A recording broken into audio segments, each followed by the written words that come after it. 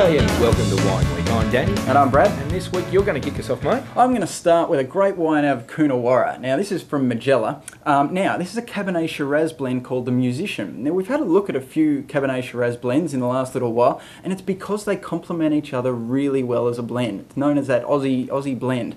Now the best thing about this thing is the price. It comes in at less than $20 a bottle, sometimes on special around the sort of mid-teens, which is just incredible value.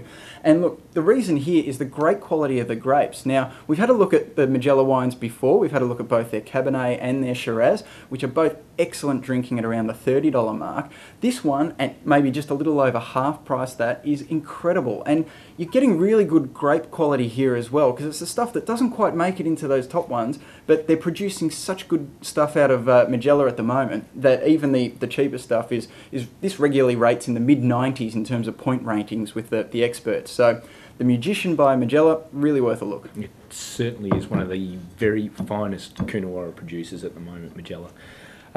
Moving on, the next one we're going to have a look at, this is a Buller Fine Old Muscat. Now the Fine Old is kind of the level, this is kind of the entry point, but unbelievably, this is definitely a 95 point plus wine to a lot of the great reviewers of the world, and this is under $20 a bottle.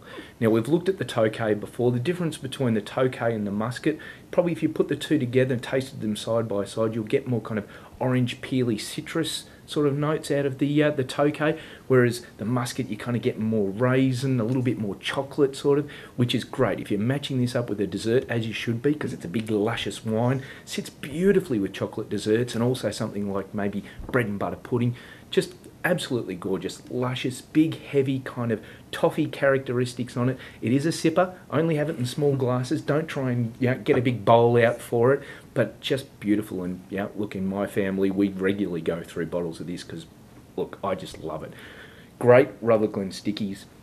Just super cheap at the moment. They're just so inexpensive for what they are. You really won't find a 95 to kind of 98 point wine any cheaper than this anywhere in the world. Yeah, and Rutherglen have been doing it year after year after year, so if you haven't tried them yet, you've got no excuse. Definitely.